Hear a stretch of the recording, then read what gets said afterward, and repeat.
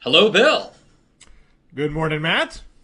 Welcome to the DMZ, everybody. Bill, congratulations. You have kept your streak alive of prognosticating and predicting campaigns. The streak continues.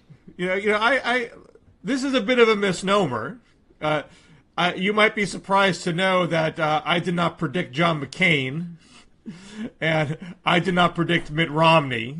So my presidential streak of getting this wrong is now one. But it's still good. It's still great to advance this narrative. It does. The facts don't really matter. But I just think we should. We are definitely in Trump's America. The facts do not matter. Well, for the sake of fun, I think we just have to keep this going. There is a reputation now. The narrative is more important than the facts. We are in Trump's America. I was wondering going in. What is the last 48 hours like for a never Trump conservative? Are you sad because you know that we've elected a psychopath to be the leader of the free world, or are you happy inside because Republicans are ascendant again and the coastal elites have been humiliated? I was like, how's Matt feeling today? And on our 2 minutes before we started taping, I sense a bit of a spring in your step. Well, first, Bill, I don't. My motto is keep calm and carry on. You don't. Part of my rationale, go back and read my piece in August about why I'm not voting, is we don't know what the future holds. We don't know. I mean, I've always thought there was a chance that Trump could be Theodore Roosevelt.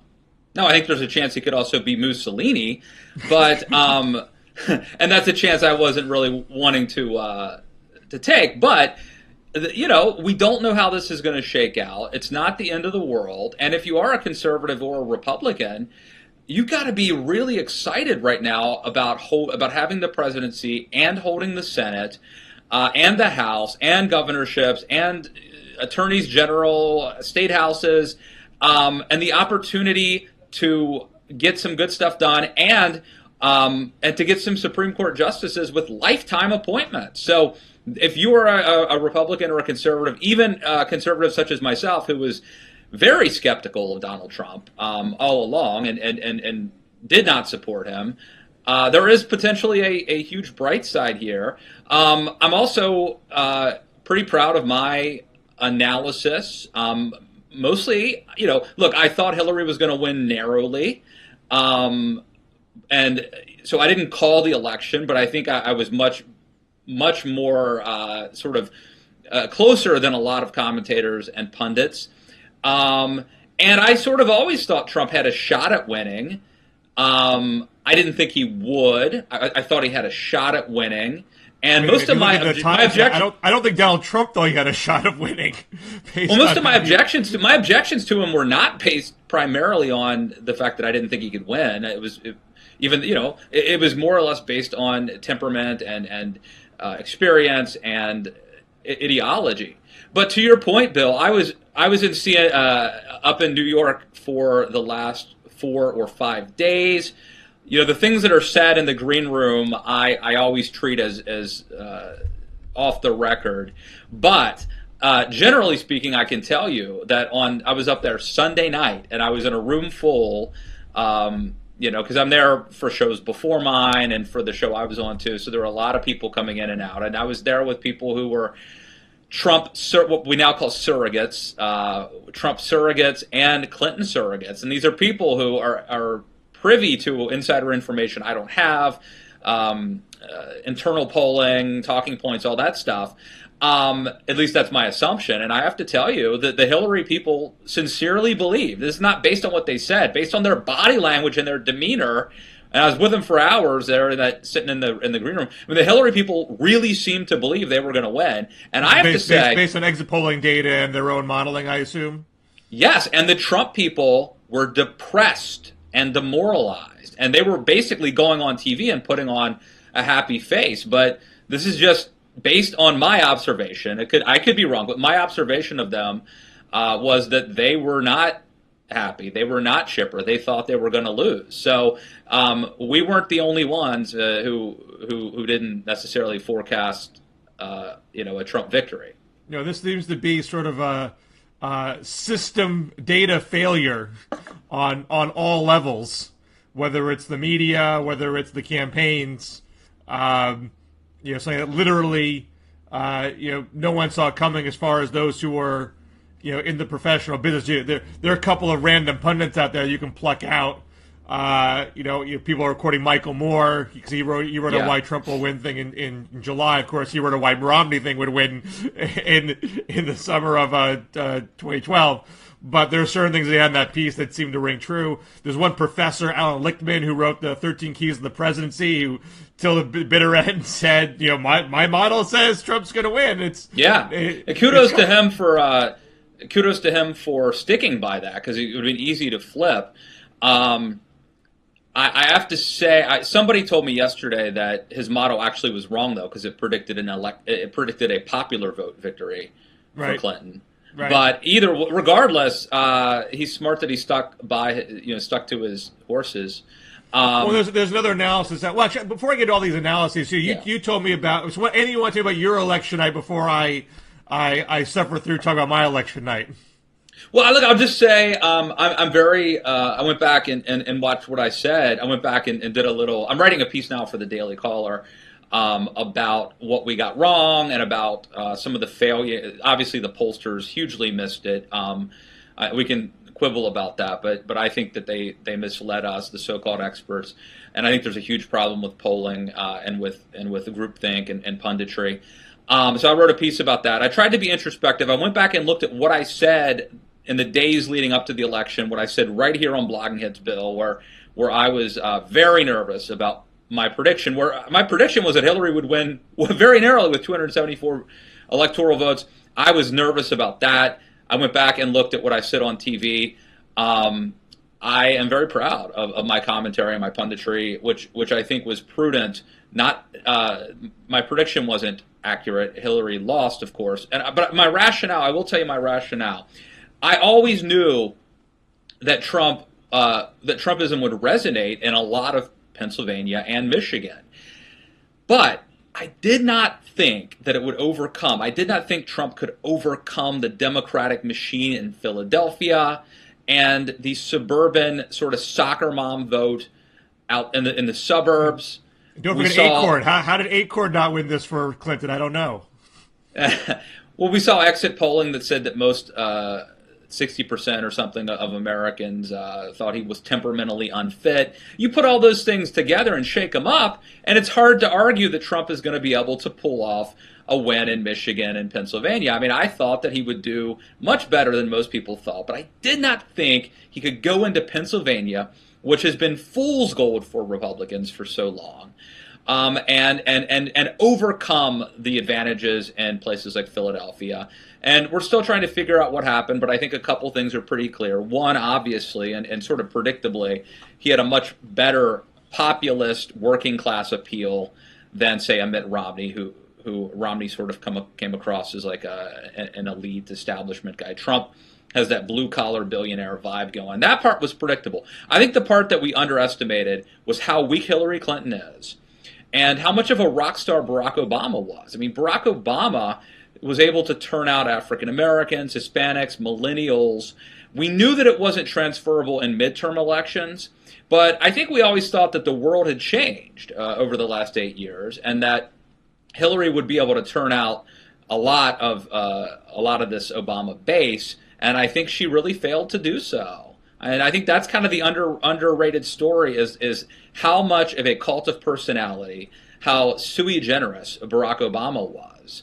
And I think that's a real problem if you're a Democrat going forward. You're not going to, what's the old line? Barack Obama ain't walking through that door. Ronald Reagan ain't walking through that door. Same thing. The Democrats have that problem now.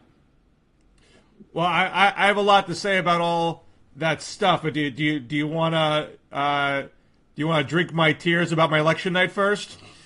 We don't need to dwell on it, but I would love to hear because I was, remember a week ago, Bill, I was a little apoplectic, might be a hard word. I was torn up. Go back and watch that video. I just did. I mean, I was, I'm not visceral. going to go back and watch that. I'm just no. I was viscerally upset, and I think I used the word worried several times, worried about my prediction, and talking about how Trump is closing strong, and I was talking about how I was playing around with the map, and you just flip one of my states and Trump wins. And you talked me down, and you were very confident. And in fact, you revised, Bill. You had Hillary winning a landslide, and you went back and revised it later to give her more states. So there were 2 polls that came out on Sunday that had it in essentially a dead heat. I think Columbus Dispatch, which had been spot on in their past surveys, although they have a weird survey where it's done by mail, but apparently it had been accurate in past elections, and they had Clinton up by 1. And my philosophy was I'm going to give all the ties to Clinton based on machinery. So I felt I had to follow my own logic. She had more money, better organization, all that stuff. Right. So that's why I did that. I wasn't trying to be excessively cocky. I was just trying to follow my own theory. And now we know that that was not the correct theory. So yeah, I was very confident. I don't think I was alone, but I was. And this burned me in a multitude of ways, both professionally and personally. And personally, well, yeah, I was the I was the MC of the local election night party that the Democrats put on. So are we using the term party with quotes? It was not the most festive of parties by the end, but I had to keep thinking of things to say to people as we went along. So that was not fun. But the worst of it is, this is my first election with 2 daughters that were paying attention. Last time my youngest was just still a baby, and my older one was 3.5. Wasn't paying close attention. So here we are. They were both excited about Hillary. They were, I read them presidential books. We have various presidential pets books, and they know, they see, they bring it up to me that there are no women in this book. So you have to explain that to them, and so that led me to show them, look, there's a woman running. I showed them Hillary and Carly Fiorina, but I showed them Hillary first, and they on their own, I wasn't trying to ram everything down their throats. They said, wow, I'm going to be for Hillary, or are you going to be for Hillary? So they were excited for a long time. We took them to went to a Hillary event in New Hampshire during the primary. We try to be a little careful to say we don't know what's going to happen. Sometimes the people you like don't win, but our body language was very confident, so we decided to take them to the party, not ignore their bedtimes, witness this moment of history for women and young girls everywhere, and it was not fun to have to send them home early and then have them wake up in the morning and tell them the bad news. I think they took it better than my wife and I did. They have some keep calm and carry on within them. But my older daughter after dinner last night drew a picture of the H logo saying "I love Hillary" on it, and they're both wearing Hillary stickers on their shoes to school today. So that's just not fun. And so you have this moment in your head that I'm going to be able to show my daughters that anything is possible, and now I don't know if I'm going to be able to do that in that way. I mean, I'm not going to tell them that there's a glass ceiling over their heads, but I don't have this concrete example to show them for the next 4 years, and I can't be confident I will throughout the rest of their childhoods. Well, I think also the shock, it's sort of like, I don't want to overdo this, but it's sort of like if a relative dies over the course of weeks, you kind of prepare for it. But if a relative dies suddenly, it is a shock. And I think that this was a shock to people. And Well, look, I don't want to compare politics to life and death, but the stakes are high. People work hard and become invested in an outcome. And then if you, I think everyone pretty much thought a certain thing was going to happen, and then something totally different happened, and it's really hard to wrap your head around for some people. It was unfathomable to many people. I don't know if you saw my tweet about this last night, but I think what's happening in Blue America is different than what's happening in Red America in the past 36 hours. My kids didn't go to school yesterday because they were sick, so they were spared the emotion there. And look, so obviously I live in a very liberal town, but there are Trump voters where I live, and I know there are Trump families that send their kids to my school, and there have been conversations about that over the course of the campaign. And so I don't know exactly what happened in school yesterday, but we all got robocalls from school officials telling parents that there were a lot of feelings yesterday, and that they're going to be sending out information about support services for parents to talk to their kids about this. I mean, it's literally being treated like a traumatic incident because to many people it is a traumatic incident. There are but people you do realize that this is like out of the onion. I mean, this is like I understand what you're saying, and as I just mentioned, I mean, having in my previous life a dozen years ago worked on campaigns, I know how crushing a loss can be. And I think there ought to be, we ought to have some sort of therapy afterwards, to be frank with you. But you realize how elitist and ridiculous that's. I mean, it sounds, I'm sure, to a lot of ears. Well, I know it sounds like that way to people who are not in Blue America, and I got some Twitter responses from Trumpkins along those lines. But I don't know exactly what happened in my kid's school yesterday, but anecdotally from elsewhere, I mean, if you are Muslim, if you are Latino, if you are a young girl, someone who just said that Muslims shouldn't be here and immigrants should be deported, and someone who is literally bragging about sexual assault on a microphone has been elected president. So that goes beyond my team loss. There are people who legitimately have fears of their safety now. I mean, right. You didn't get a robocall from the school officials when Romney lost, or when John Kerry lost. That didn't happen. No,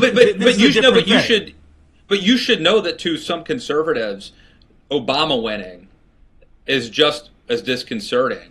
Sure. And partly because we were told that Romney was going to win.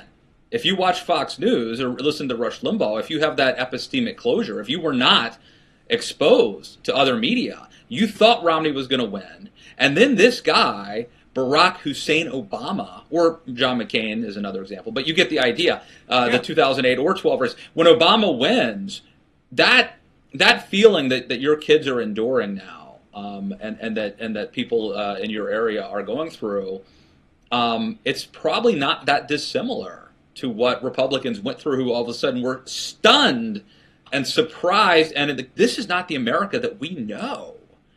Everything we thought we knew about America is gone, and so they were outraged and apoplectic, and this spurred all sorts of conspiracies and apocalyptic stuff and protests, and some of it healthy, some of it not healthy. But anyway, this is like perhaps a fact of life in a world where we live in enclaves that are sort of self-selective and segregated, and where we watch media and hang out with people who reinforce our beliefs and our values. Well, so to get back to being emotionally attached about politics and get into the analysis of things, so you were talking about why Hillary couldn't replicate the Obama coalition, and we are well aware that I wrote many things about this election that did not turn out to be true. But one thing that I did write was a piece called Hillary's Risky Deplorable Strategy, where I talked about how she was the first candidate to not wink at white racial grievance, including Obama.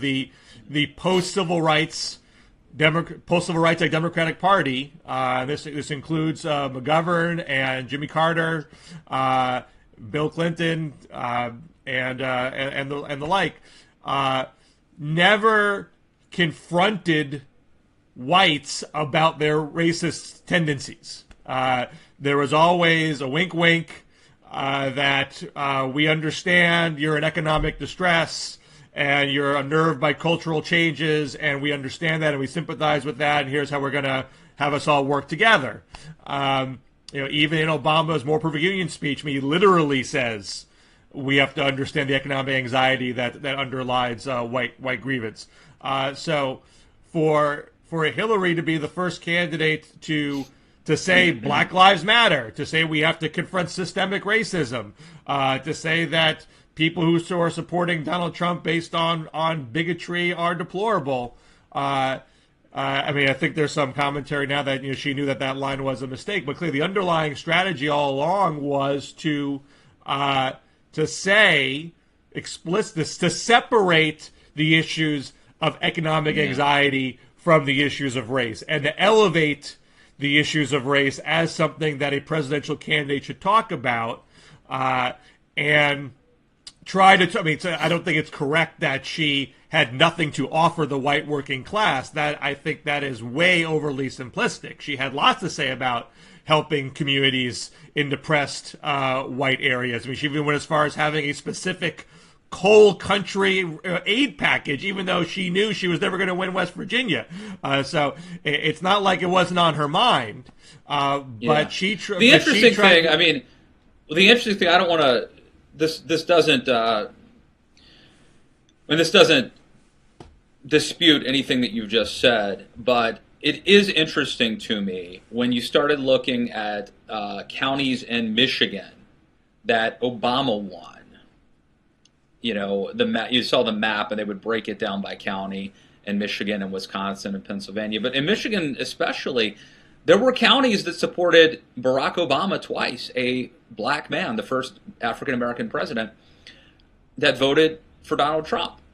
And some of this is probably working-class white voters who haven't voted in the past or haven't voted recently, the missing white voter. But you've got to assume that a lot of those voters are people who voted for Obama twice and are now voting for Trump. Well, so they're not racist. It's hard to call that guy. It's hard to call that guy or gal a racist when they voted for Obama twice and now they're voting for Trump. Here's why I can, or at least not a racist, having racist tendencies or having white racial grievance, however you want to define it. Nate Cohn at the Times was saying what you said in a tweet. You can't make this simply about race because these are people that voted for Obama. So we definitely know there are Obama counties in the upper Midwest, in Pennsylvania, and I think in Florida, that flipped from Obama to Trump. In 2008, again, Obama did not say Black Lives Matter. Obviously Black Lives Matter wasn't a movement back then, but he was going out of his way to say, I am not a candidate that is just representing my constituency. I'm running to get beyond race. I'm running so we transcend these past divisions. There was a commentary by Chuck Todd at the time saying there are a lot of white voters who are voting for Obama on the premise that this means I don't have to suffer Jesse Jackson and Al Sharpton anymore. And then after that came Obamacare. And Eduardo Reporter at the New York Times is quoting a political scientist, Michael Tesler, if I'm remembering his name correctly, who did research on this. Amongst there are studies that can identify racially resentful whites. Among racially resentful whites, support for government-provided health insurance plummeted after Obama enacted Obamacare.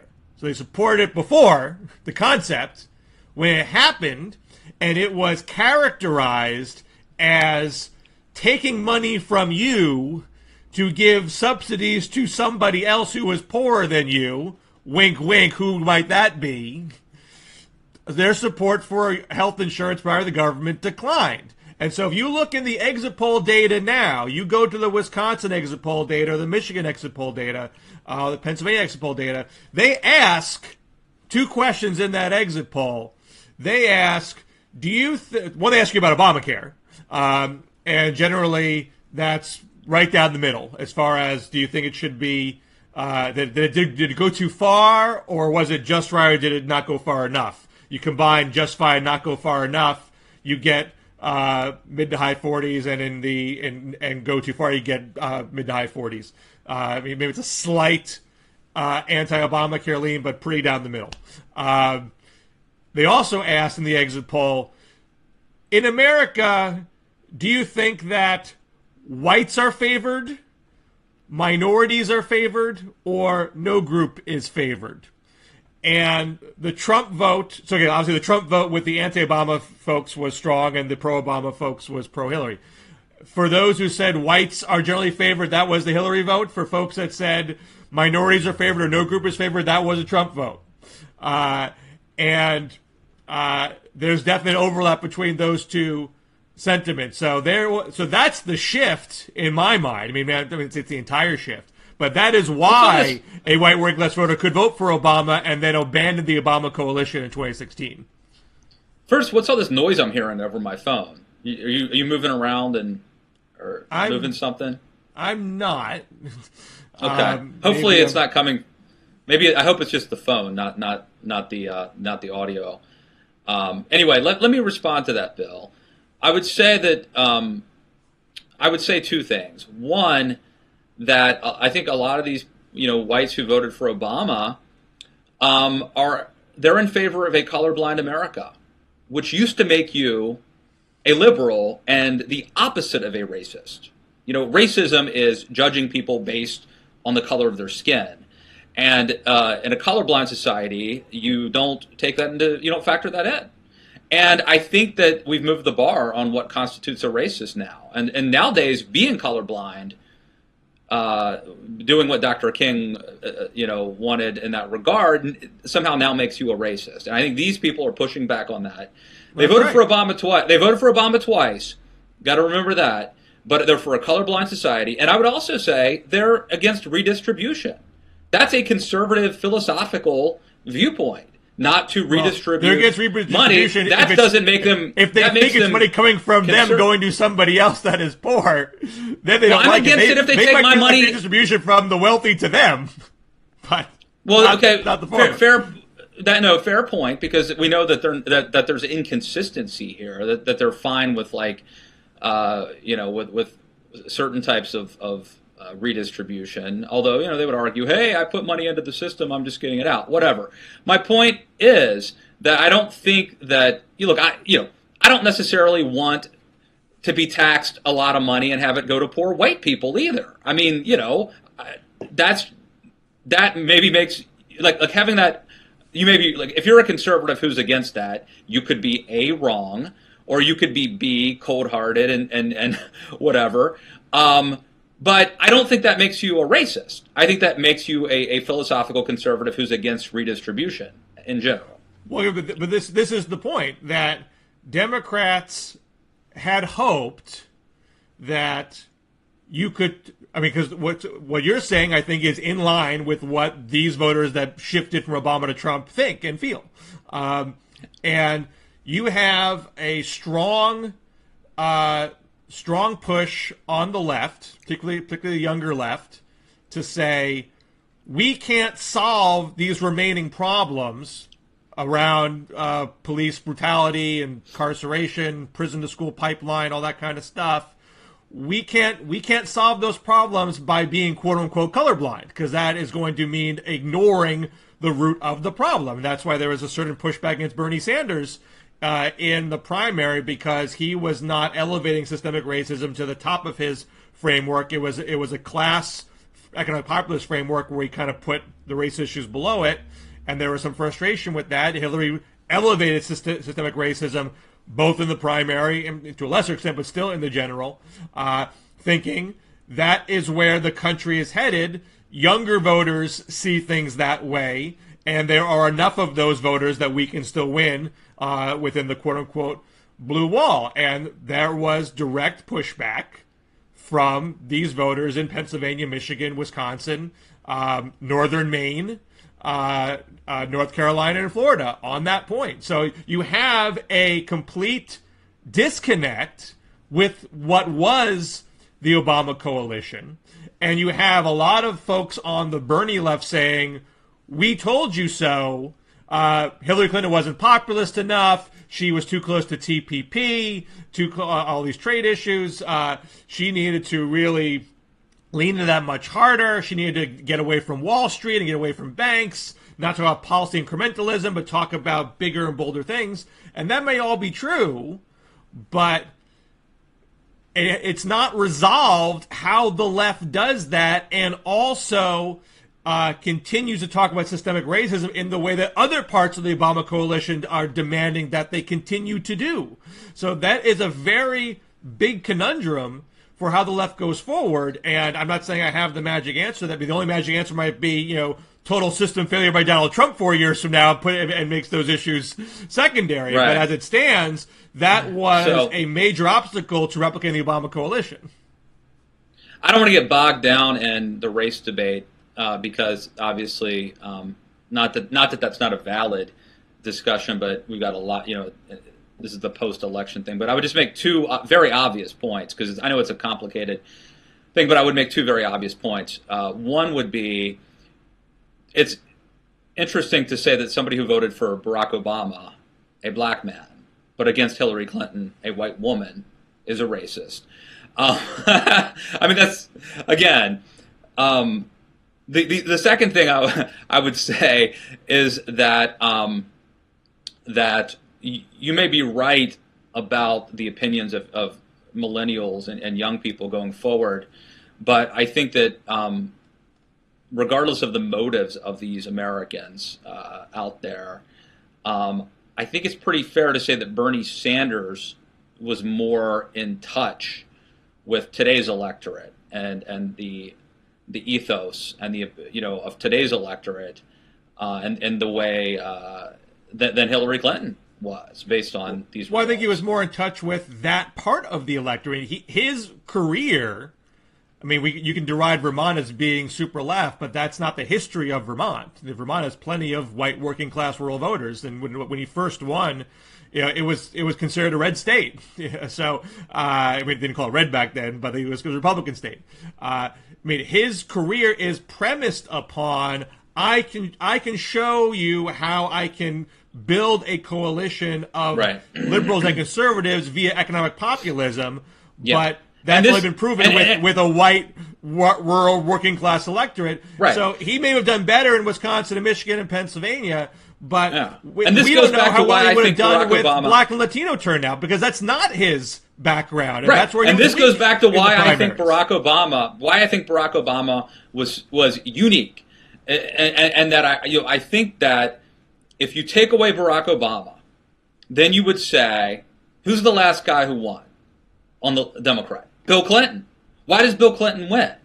Well, because he's a Southern Democrat who can appeal to these folks. These people in Michigan and Wisconsin and the South. He can win kind of working class white votes in a way that Michael Dukakis, let's say, couldn't.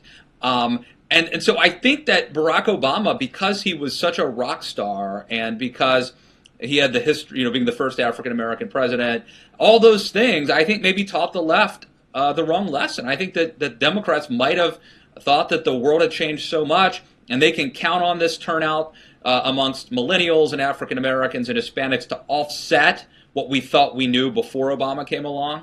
I think it's a big sort of underrated part of this story. Oh, that is definitely part of the story. Hillary got away from what made Bill successful. If Hillary had run more like Bill Clinton, this could have been a different race. Well, I don't think, because the what if Joe Biden had run too? That's the other interesting thing here. Never mind Bernie Sanders. What if Joe Biden had run? I mean, obviously, a Joe Biden or a Bill Clinton circa 92 would have done better in those counties. I'm not disputing that, but I don't think you can discount the non-white part of the equation.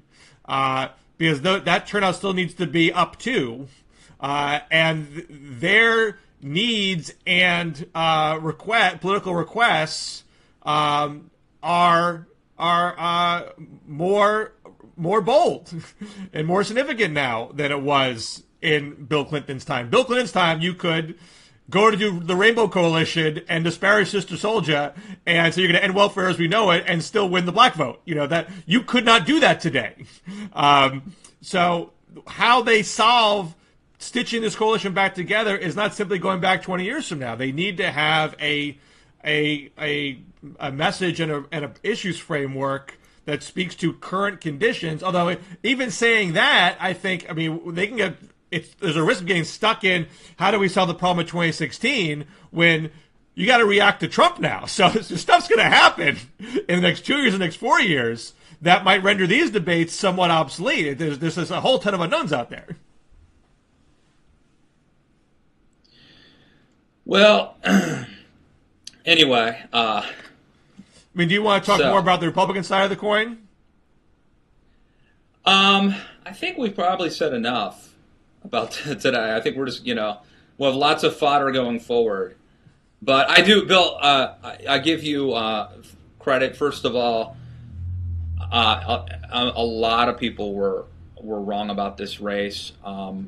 Obviously, I didn't call it right. And secondly, you manned up. You're here. Yeah, you've come out and we've talked about this, and we admire that. So before we go, we should self promote. We should not end it without self promotion. Please. So I have a piece at Politico titled "5 Reasons for Liberals to Have Hope," which to give you a short summation of it. Number one, Trump didn't win the popular vote. And in the exit polls, it's clear that the vast majority of voters do not want to deport immigrants. They want to legalize undocumented immigrants. They don't want to build a border wall. So his signature position is not ratified by the populace at large.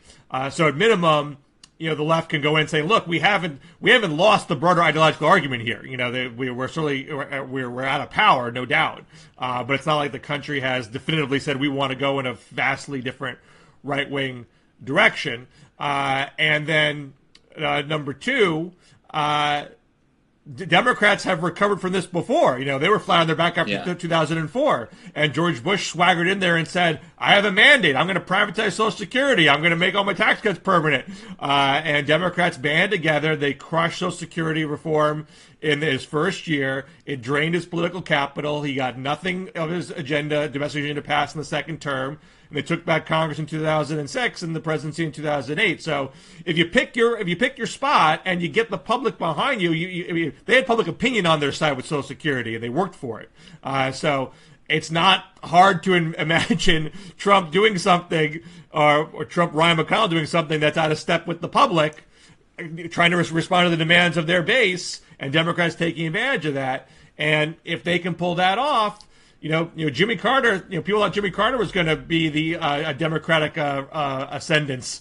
That was snuffed out pretty quickly. Look, I think people yes, you need to hear the voice of the voters. Yes, you need to listen to the voters and what's the old line that people have spoken, the bastards. But I think people overreact sometimes to election results, assuming that they mean more than they do. Things change. And so my one final point on that is, if they look at Trump's election as a prime example. He went against the entire autopsy, what Republicans thought they needed to do. And, you could have easily thought that Republicans were headed into this hostile environment where they could never win. The demographics wouldn't allow them to win at all. I still think that's true in the long run, as I've always thought. But you could have extrapolated and said Republicans are done. Trump did it. So, a Democrat could win next time. You can overplay the results of one election. And so if Democrats have a big 2020, it's not crazy to think that could be a wave election situation if Trump is considered, got approval in the 30s like Jimmy Carter did. That happens to presidents sometimes. If that wave would extend down ballot to the state houses, the more state legislative chambers they can take over in 2020, that's a census year, that's a redistricting year. That would be the year you get to redraw the House congressional lines, which would prime you to winning the House shortly thereafter. So that's a that if might you had to be a choose really your smart election to win 16 or 20, you would take 20 on those grounds. So that's not out of the realm of possibility if Democrats can stay focused. And it might be a really smart strategy for Democrats to employ. I think Rove, I believe Rove was involved in this. He was very strategically trying to win some of these local races and state house races. I'm sure Tom DeLay and all that back in the day. So the problem that Democrats are going to have, though, I think, is in the Senate in 20. We can get to this later, but they're going to have a really hard time making any gains just based on. I think there's five Democratic senators who are incumbents in states that Trump won pretty big. This is for 2018. States. This is 2018 midterm you're talking about. Oh, yeah. Okay. Anyway, we'll get it. I'm getting ahead of myself. Let me shamelessly self-promote my piece at Roll Please. Call. I have a piece called How the GOP Becomes the Party of Trump. Read that. I think that it's now Trump's party, for better or worse. I think that the Republican Party is likely the party of the Rust Belt going forward, in the short term at least. And I'm also writing a piece at the Daily Caller right now, something about how we got it wrong, where I'm going to do a little introspection and talk about the groupthink and the failures of the media, the pollsters and the punditocracy on this one. So check that out. All right. Well, we have many more exciting DMZs to come. If you thought that perhaps the plot lines were getting stale and the commentary getting redundant, I think you will find that the next season of the DMZ will be fresh and exciting and full of exciting plot twists and turns. Just don't come in here and cancel us, man. We need to renew this. We're going into season, I don't know how many, 7 maybe, season 7 of this. We've introduced new characters from time to time. Tried spin-offs, hasn't worked. But stay tuned at the DMZ, and wow, crazy year. Thank you for your support throughout all this, and follow us on Twitter at DMZ Show.